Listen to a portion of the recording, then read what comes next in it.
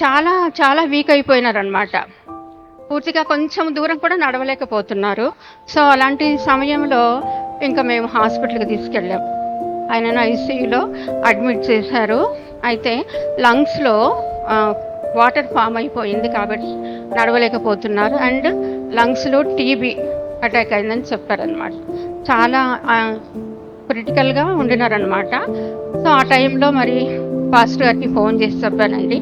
Pastor గారు వెంటనే వచ్చి ఐసీయూలోకి వచ్చి మరి ప్రేయర్ చేయటం జరిగింది. అయితే క్రమంగా అంటే ఒక 1 వీక్ మేము హాస్పిటల్లో ఉంచామన్నమాట. ట్రీట్మెంట్ మంచిగానే జరిగింది. మరి 1 వీక్కి ఇంటికి వచ్చామండి. అయితే 3 మంత్స్ వరకు కూడా ఆయన కోలుకోలేకపోయారు.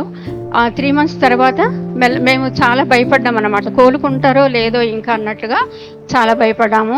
అయితే మన పాస్టర్ గారి ప్రేయర్ల వల్ల, మన సంఘస్థుల ప్రేయర్ల వల్ల, మరి కమిటీ వాళ్ళు కూడా వచ్చి మరి వాళ్ళు కూడా చక్కగా 2 టైమ్స్ వచ్చి మా ఇంటికి దర్శించి ప్రేయర్ కూడా చేశారండి. సో అందరి ప్రార్థనల వల్ల దేవుడు తిరిగి ఆయనను బలపరిచి నిలబెట్టినారండి. అందుకు గాను దేవునికి వందనాలు చెల్లిస్తున్నాను. అదే రీతిగా ఈ సంవత్సరం, ఈ కొత్త సంవత్సరంలో 4వ తేదీని మళ్ళీ శనివారం ఆ రోజు అయితే అందరూ మాకు రిలేటివ్స్ వచ్చారనమాట ఇంటికి. వస్తే అందరూ బాగా అంటే బాగానే మాట్లాడుకుంటూ బాగా ఎంజాయ్ చేస్తారు మా వారు రిలేటివ్స్తో. బాగా ఉన్నారు. ఇక బ్రేక్ఫాస్ట్ తినాలి అనేసి సరే స్నానం చేసి వస్తానని బాత్రూమ్కి వెళ్ళారనమాట. బాత్రూమ్కి వెళ్ళి దాదాపు 45 మినిట్స్ కూడా రాలేదు బయటకు. ఏంటబ్బా ఇంతసేపు రాలేదు అనేసి మేము మా అన్న వెళ్ళి చూడటం జరిగింది. బాత్రూంలో అన్కాన్షియస్గా పడిపోయారనమాట. సో చాలా భయం వేసింది మాకు.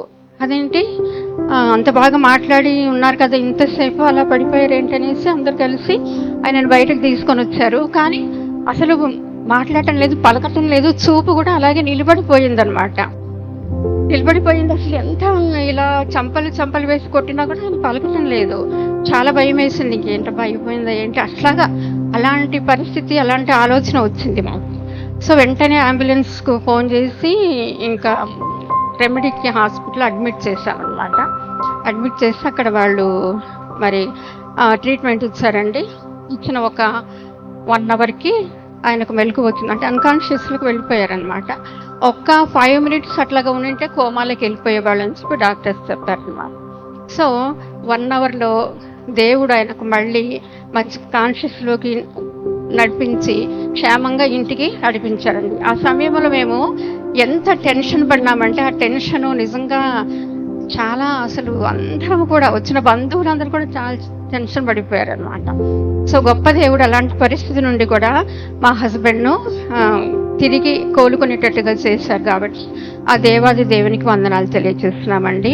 ఇంత గొప్ప కార్యాన్ని మా కుటుంబం పట్ల దేవుడు చేసినందుకు ఆయన కృతజ్ఞతలు చెల్లిస్తూ మరి ఆయన చేసిన ప్రతి ఒక్క మేలు ఏది కూడా మనం మర్చిపోకుండా మరి మనము కృతజ్ఞతగా ఉండాలని మరి మీ అందరి సమక్షంలో నేను మా పట్ల దేవుడు చేసిన గొప్ప మేలుని ఈ విధంగా సాక్ష్యంగా నేను చెప్పడానికి దేవుడు ఇచ్చినటువంటి గొప్ప భాగ్యాన్ని బట్టి మరి దేవునికి వందనాలు చెల్లిస్తున్నాను. పాస్టర్ గారు కూడా మరొకసారి వందనాలు తెలియజేస్తున్నాను అండి సంఘపక్షంలో. ప్రైజ్ లార్డ్ అండి.